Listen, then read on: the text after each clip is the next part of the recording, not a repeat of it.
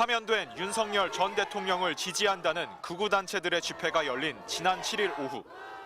무대 뒤에서 한 남성의 목소리가 들립니다. 대선 전에 이 죽일라면 지금 죽여야 된다. 부정선거는 반드시 된다. 미국 사람한테 얘기해가지고 총권해줘라. 대통령 선거를 앞두고 이재명 당시 후보를 암살하기 위해 총기를 실제 밀반입하려고 했다는 겁니다. 총은 보내줄 수 있는데 대표님은 진짜로 그걸 할 사람이기 때문에 못 보내준다. 테러 계획을 거리에서 당당하게 털어놓으며 아쉽다는 듯한 발언도 거듭 반복합니다. 지금은 아마 경호가 붙어가지고 못한다니까요. 그때 그 대선 그때 써야 되는 거지. 극우 유튜브 채널을 운영하며 윤 전 대통령 탄핵 반대 집회에 참석해온 김모 씨로 문제의 발언은 본인의 유튜브 방송에 고스란히 담겼습니다. 경찰의 현장 대응도 안일해 보입니다. 대통령에 대한 과거 암살 시도 계획을 아무렇지 않은 듯 옆에서 듣던 남성은 집회 관리를 위해 현장에 나온 서울경찰청 소속 정보관으로 확인됐습니다. 하지만 발언 내내 어떠한 조치도 없었습니다. 민주당은 앞서 대선 기간 이재명 후보에 대한 암살 첩보가 있다며 신변 보호를 요청했고 당시 이 후보는 이 때문에 방탄복을 입고 방탄 유리 안에서 유세를 벌여왔습니다. 경찰은 문제의 방송을 본 다른 유튜버의 신고로 뒤늦게 수사에 착수했으며 대통령 경호처에도 관련 내용을 공유한 것으로 전해졌습니다. 서울경찰청은 이에 대해 집회 상황과 계획을 살피던 중 갑자기 극단적인 발언을 쏟아내 대응하지 못했다고 설명했습니다. 경찰은 이와 함께 이재명 대통령의 아들 동호 씨의 결혼식을 앞두고 이 대통령의 가족을 테러하겠다는 글이 SNS에 올라온 걸 확인하고 IP 주소 등을 토대로 작성자를 쫓고 있습니다. MBC 뉴스 변은재입니다.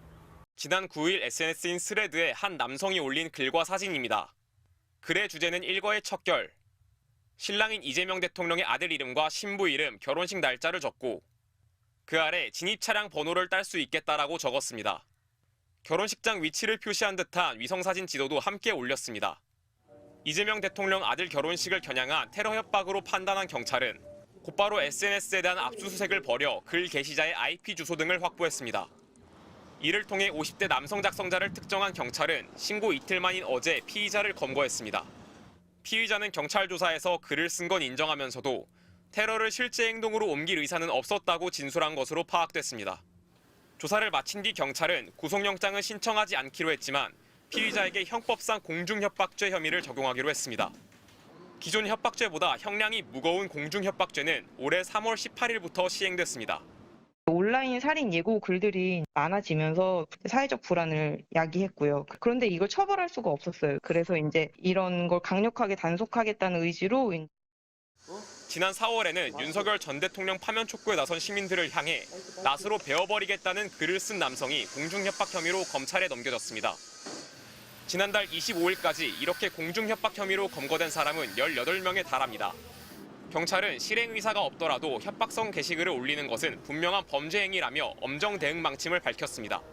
MBC 뉴스 차우영입니다. 더불어민주당 이재명 후보의 대구 유세 현장. 인파 사이 경찰 특공대원이 보입니다. 옥상에선 특공대원들이 망원경으로 지상을, 무대 주변에선 경찰 소속 경호원들이 특수장비로 건물 위를 살펴봅니다. 연단 연설대 내부엔 만일의 사태에 대비해 방탄 처리가 된 모습도 포착됐습니다.